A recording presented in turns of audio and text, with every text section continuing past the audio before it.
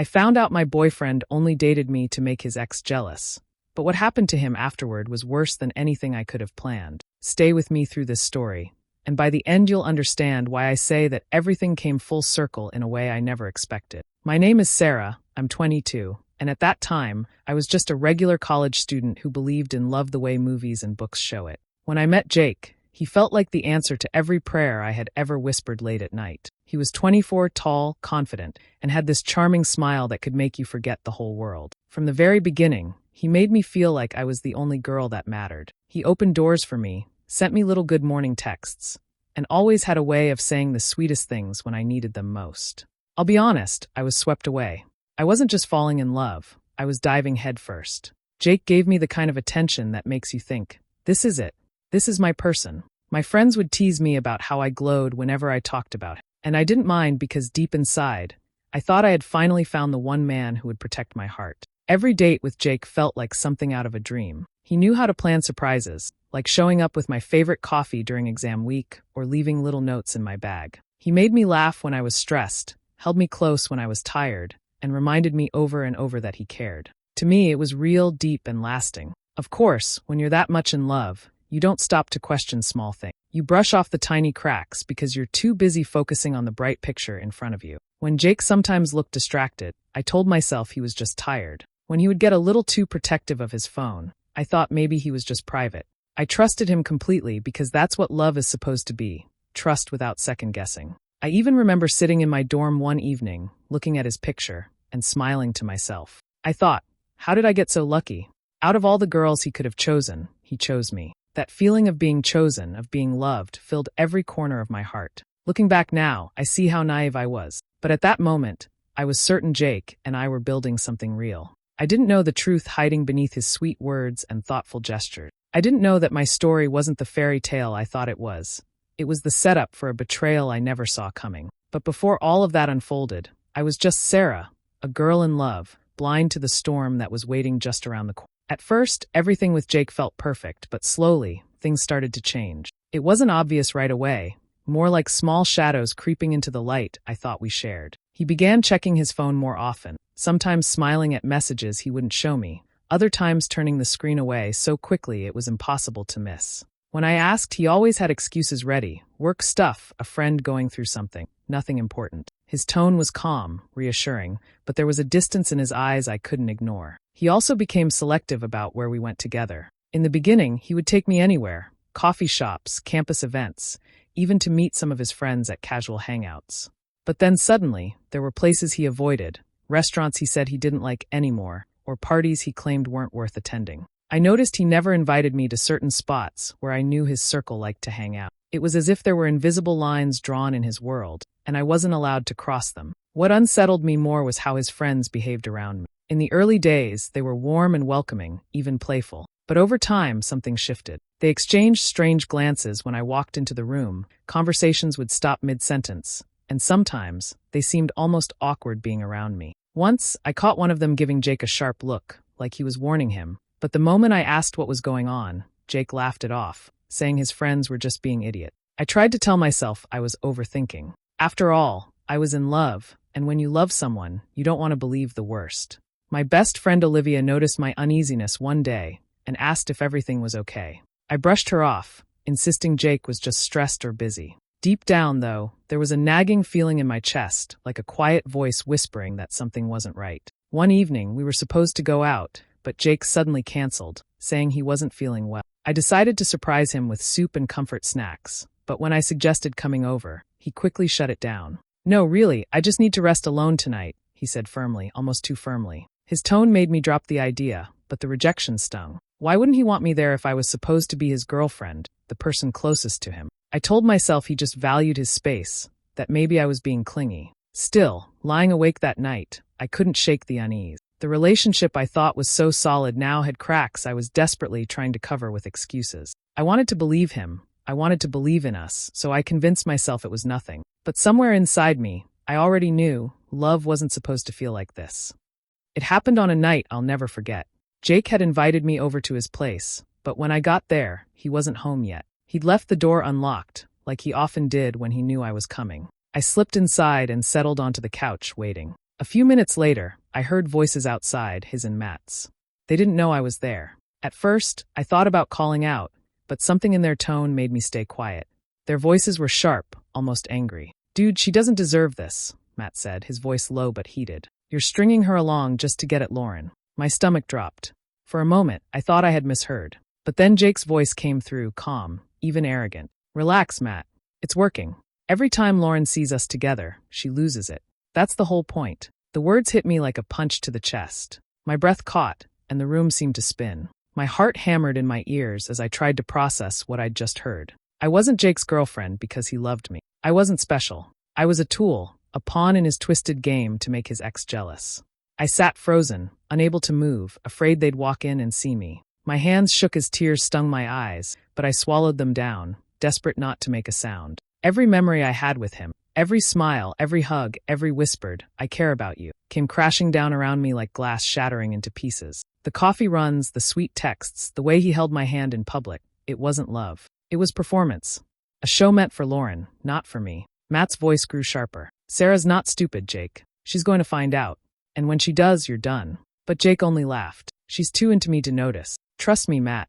I've got it under control." Those words cut deeper than anything. Too into him. Too blind to see the truth. He thought I was naive, that I would never question him, that I was so desperate for his love I wouldn't see through his lies. In that moment, something inside me shifted. The tears I had been holding back dried up, replaced by something colder, sharper. I wanted to storm out and scream at him, to tell him exactly what I thought of him. But instead, I stayed silent. I forced myself to breathe, to calm the storm building inside me. When Jake finally came in, he was all smiles, acting like nothing had happened. He kissed my cheek, asked if I had been waiting long. I smiled back, forcing the mask on my face while inside I was breaking. That night, lying awake beside him, I promised myself I wouldn't confront him yet. No, I would be smarter than that.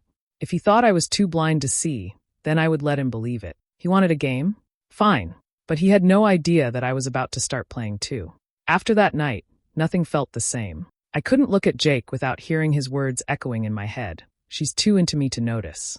The pain was sharp, but instead of breaking me down completely, it gave me focus. I needed proof, something undeniable, something that would confirm what I already knew. So I started paying closer attention. I noticed how often his phone lit up after midnight, the screen glowing in the dark. He'd tilted away from me, his thumbs flying across the keyboard before setting it face down on the nightstand. I pretended to be asleep, but my heart raced each time. The next morning, he'd act normal, cheerful even, as if nothing had happened. That fake sweetness only made it worse. One evening, while he was in the shower, I saw his phone buzz on the table. The name on the screen made my chest tighten. His ex. My hands trembled, but I didn't unlock it. I didn't need to. The truth was right there, flashing across the glass, confirming what I already knew. They were still in touch. And not just that, he was talking to her late at night, the hours when he should have been sharing his thoughts with me, not with the woman he supposedly left behind. A few days later, I overheard him with his friends again, this time not in whispers but in loud, boastful tone. "Man, you should have seen Lauren's face when she spotted me with Sarah," Jake laughed. "She's losing it. Exactly what I wanted." His friends chuckled awkwardly, but I could hear the edge in their voices. Even they knew he was crossing a line. I stood nearby, pretending to scroll on my phone, my heart breaking with every word. It wasn't enough that he was using me, he was proud of it. He enjoyed parading me around like some prize, bragging about how jealous it made his ex. I was nothing more than a tool to him, a weapon in a petty battle he couldn't let go of. But instead of confronting him, I smiled when he looked at me, kissed him when he leaned in, and laughed at his stupid jokes. He thought I was still blinded by love, still fooled by his charm. Inside, though, I was shattered, pieces of myself scattered across every lie he had ever told. At night, when I was alone,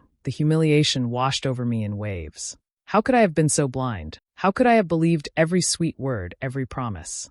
The embarrassment burned, but beneath it, something stronger began to grow. I realized Jake thrived on control, on thinking he was always one step ahead. If I wanted to hurt him, if I wanted him to feel even a fraction of what I was feeling, I couldn't just scream or cry. That would only feed his ego. No, I had to be patient, careful. I had to let him believe I was still his perfect, trusting girlfriend. So I tucked away my anger, hid my tears, and played the part. On the outside, I was the same Sarah he thought he controlled. But inside, I was already planning his downfall. I could have screamed at him, confronted him, thrown all his lies in his face the second I knew the truth. But what good would that have done? Jake loved drama, and if I broke down crying, He'd probably twist it into another story about how obsessed I was with him. No, I wasn't going to give him that satisfaction. Instead, I decided to play the long game. If he thought I was blind, then I would let him keep thinking it. So I put on the best performance of my life. I became the perfect girlfriend. I texted him sweet good mornings, laughed at his jokes even when they weren't funny, and leaned into his touch as if I was still madly in love. When he bragged about how lucky I was to have him, I smiled and agreed. Every move I made was calculated, designed to stroke his ego and keep him from suspecting a thing. Jake soaked it up. He strutted around like he had me wrapped around his finger. "You're crazy about me, huh?" he teased one night, grinning as if he had already won some invisible prize. I kissed his cheek and whispered, "More than you know." And he believed it. He always believed it, because his ego was bigger than his brain. But when I was away from him, I let the mask fall. My best friend Olivia became the only person who knew what was really going on. The night I told her everything, she looked ready to explode. "Sarah, you can't keep letting him do this to you. He's a jerk, and he's playing you." "I know," I said, my voice steady even though my hands were trembling. "But I'm not going to lose by breaking down. I want him to destroy himself. And the only way that's going to happen is if I let him think he's winning." Olivia stared at me for a long moment, then finally nodded. "All right, but you're not doing this alone. I'm with you. We'll figure out the right time." Her support became my anchor. Every time I felt the weight of Jake's betrayal pressing on my chest, Olivia reminded me why I was waiting. She reminded me that people like him always slip up, always push too far, because they believe they're untouchable. And when Jake finally did, I would be ready. In the meantime, I watched him closely. The way he checked Lauren's reactions when we walked into a room. The way he boasted to his friends, his grin wide and smug. The way he thought he was pulling every string, when really, he was just tightening the noose around himself. I learned to control my emotions, to let my silence sharpen into power. Every time Jake underestimated me, I grew stronger. And though he didn't know it yet, every smile I gave him, every kiss, every word of love, was a step closer to the day he would finally crash. He thought he was playing me, but I had already rewritten the rules of the game. It didn't take long for Jake to push things further. He started parading me around, almost like I was a trophy he wanted everyone to see. Whenever he knew Lauren would be somewhere, a party, a cafe, even a simple campus event, suddenly, he insisted we go too. He'd wrap his arm tightly around my waist, kiss me a little too deliberately in front of her, and then glance in her direction to gauge her reaction. I could feel his grip tighten whenever she looked our way, as if he was feeding off her discomfort. At first, I played along because I wanted him to keep believing I was oblivious. But inside, it made me sick. I could see the pain flash across Lauren's face before she quickly looked away. I started to wonder if maybe she wasn't the villain in my story after all. Maybe she was just another girl who had fallen for the same lies I had. One night, at a mutual friend's house party, Jake was in rare form. He clung to me like glue, laughing too loudly, touching me constantly, making sure Lauren noticed every little thing. His eyes weren't on me when he kissed me, they were on her. That was the night Lauren finally pulled me aside. She waited until Jake went off to grab drinks, then touched my arm gently and said, "Sarah, can we talk for a minute?" I hesitated but followed her into a quieter corner of the kitchen. She took a deep breath, her voice steady but filled with something heavy. "I know you probably don't want to hear this, but he's only using you. He used me too." For a moment, I just stared at her. I wanted to argue, to defend myself, to say she was wrong. But the truth was written in her eyes, eyes that carried the same hurt I felt every night when Jake wasn't looking. "What do you mean?" I asked softly, though I already knew the answer. Lauren's lips trembled before she spoke. "When we were together, he did the same thing. He flaunted me around to get at someone else. He made me feel special just long enough to make another girl jealous. And when he was done, he tossed me aside like I didn't matter. I know you think he loves you, but he doesn't. He only loves the power he gets from making people jealous." Her words sank into me like ice. All the pieces clicked together. The secret messages, the bragging, the way his friends looked at me with pity. I realized then that Lauren wasn't the enemy. She never had been. She was just another victim, caught in the same cruel game. For the first time, I didn't see her as competition. I saw her as someone who understood my pain in a way no one else could. And in that moment, something unspoken passed between us. We didn't need to say much, but I felt it, a silent alliance formed. We weren't rivals. We were survivors of the same man's lies. As Jake strutted back toward us, smiling like he owned the world, I glanced at Lauren and she gave me the slightest nod. It was enough. He thought he was in control, but what he didn't know was that the two women he had tried to pit against each other had quietly chosen to stand on the same side. The night of the party, I knew exactly what I was going to do. Jake thought I was still playing the role of the adoring girlfriend, but I had been waiting patiently, gathering everything I needed. His late-night messages to Lauren, the screenshots Olivia helped me save, the memory of his words bragging about how jealous she looked. I had it all ready. And I knew there was no better place to expose him than in front of the very people he had spent months trying to impress. The house was crowded, music pulsing through the walls, laughter spilling from every corner. Jake clung to me like usual, flashing me around as if I were a prize he had won. I let him. I smiled, I laughed at his jokes. I let him believe I was still blind. But inside, my chest burned with the truth I was about to unleash. At the peak of the night, when the living room was packed with his friends, I finally stepped forward. My voice was calm, but it carried enough weight to hush the noise around us. "Jake," I said, turning to him, "why don't you tell everyone why you're really with me?" He froze, his smirk faltering. "What are you talking about?" he asked, trying to laugh it off. I didn't give him the chance to spin it. I pulled out my phone, scrolling through the evidence. "Maybe these will jog your memory." I held up the screen for everyone to see, the late-night messages to Lauren, his bragging texts to Matt about how jealous she looked whenever we were together. Gasps rippled through the crowd. Jake's friends exchanged uneasy glances. One of them muttered, "Dude, seriously?" And then Matt, the one who had warned him before, finally spoke up. "I told you, Jake. I told you she didn't deserve this. You didn't care. You thought it was funny." Jake's face turned pale, then red. He stammered, "It's not what it looks like. She's twisting everything. Sarah's obsessed. She's just trying to make me look bad." But nobody believed him. The room that once cheered for his arrogance was now filled with disappointment and disgust. His friends shook their heads, some even stepping back from him as if his lies were contagious.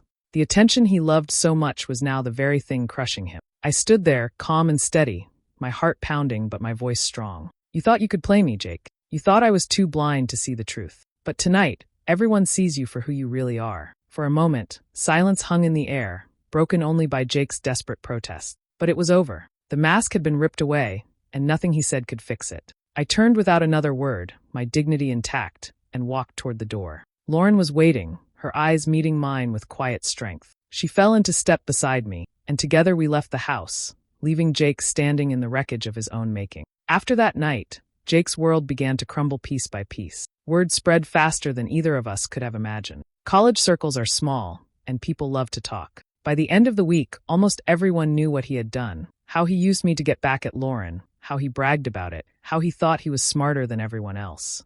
The golden boy who once walked into a room with his head high now carried the weight of whispers that followed him everywhere. His friends were the first to pull away.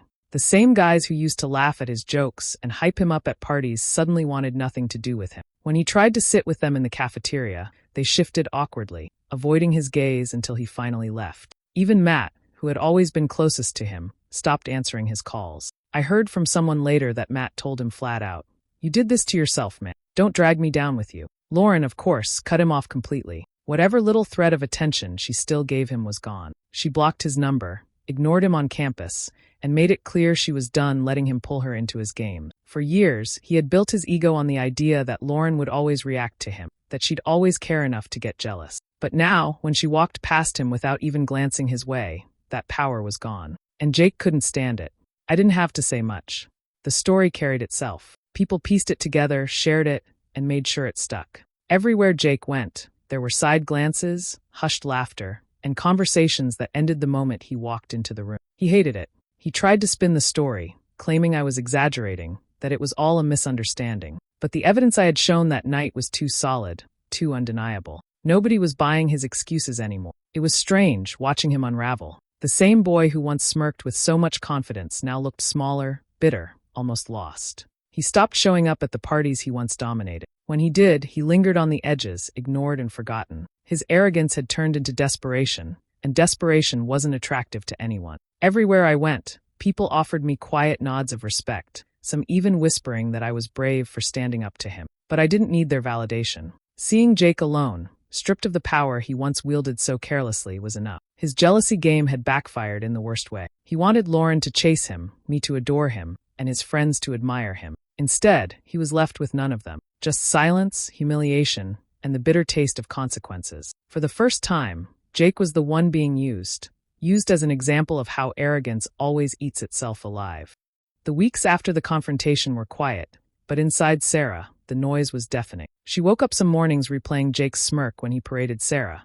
No, when he paraded her, as a pawn, and it stung. Other mornings she felt almost weightless, like she had laid down a burden she hadn't realized she was carrying for months. Healing, she learned quickly, wasn't linear. It came in waves, both cruel and kind. Olivia never left her side. Her best friend became her anchor, the one reminding her that the betrayal said everything about Jake and nothing about her. They'd go on long walks together, venting until their feet ached, then end up laughing about little things, like how Jake once boasted about lifting weights but couldn't even carry 2 grocery bags without complaining. Those laughs became stitches, slowly closing wounds. What surprised Sarah most, though, was Lauren. At first, every time her phone lit up with a message from her, Sarah hesitated. This was the girl Jake flaunted, the girl Sarah once resented with every fiber of her being. But their conversations weren't bitter. They were raw, honest, and strangely healing. Lauren admitted how manipulated she had felt, how she, too, believed Jake's half-truths until the cracks began to show. "He made us enemies," Lauren said once over coffee, her hands wrapped tight around the mug, when really we were just the same story told twice. It was a strange kind of sisterhood born from shared betrayal. They didn't rush into friendship, but little by little, trust grew in the spaces Jake had tried to poison. Sarah learned that her healing wasn't just about moving on from Jake. It was about reclaiming parts of herself she had handed over too easily, her trust, her voice, her boundaries. There were nights when doubt crept in. She'd lie awake wondering how she hadn't seen the signs, how she had let herself be played. But Olivia's voice echoed in her mind. "You don't blame yourself for someone else's lies." Slowly, Sarah started believing it. She began journaling, pouring out her pain and her anger, but also her gratitude, for Olivia, for the lessons, even for the hurt that showed her what she deserved. She promised herself she'd never again confuse red flags for passion or excuses for love. Healing wasn't instant, and Sarah accepted that.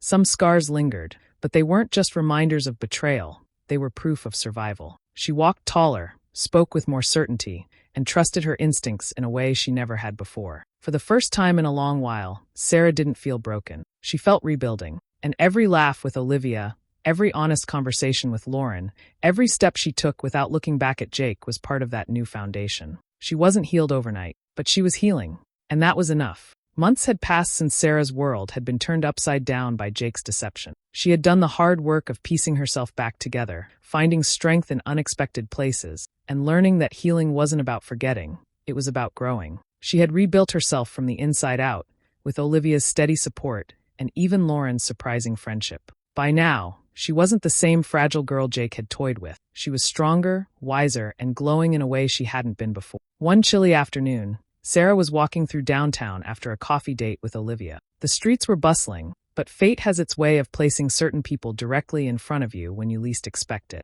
And there he was, Jake. She almost didn't recognize him at first. His once neatly styled hair was overgrown and messy, his clothes wrinkled, and the confident smirk that used to live on his face was nowhere to be found. Instead, his eyes darted nervously, filled with exhaustion and regret. The man who once thought he could manipulate anyone now looked like a hollow shell of who he used to be. "Sarah," his voice cracked as he called her name. For a second, old memories rushed back. The betrayal, the humiliation, but then so did the lessons, the resilience, and the realization that she no longer needed closure. She already had it.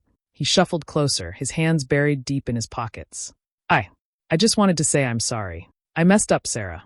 I never should have," he trailed off, almost choking on his words. The weight of his choices had finally caught up to him, and it showed in every crease of his face. Sarah looked at him steadily, her posture calm and unshaken. A few months ago, she might have wished for this moment, for him to admit he was wrong. But standing there now, she realized she didn't need his apology. She had already healed, and Jake's misery was proof enough of karma at work. "I hope you find what you're looking for, Jake," she said softly, her tone neither bitter nor forgiving, just final. There was no anger in her words, just truth. And with that, she walked past him, her head high, her steps steady. She didn't glance back, because there was nothing left to see. Jake had chosen his path, and now he was living with the consequence. As Sarah continued down the busy street, she felt lighter, as if she had closed the last page of a painful chapter. Betrayal had wounded her, yes, but it had also given her strength she never knew she had. Jake's downfall wasn't something she had orchestrated. It was simply the universe evening the scales. Sometimes revenge doesn't come through action. It comes through living well, moving forward, and watching karma do the work for you. And Sarah, glowing with resilience and peace, was living proof of that. Do you think Sarah made the right choice by walking away from Jake without anger? Or should she have given him another chance? Share your thoughts in the comments. I'd love to hear them. And if you enjoy stories like this, don't forget to hit subscribe and turn on the notification bell so you never miss another one.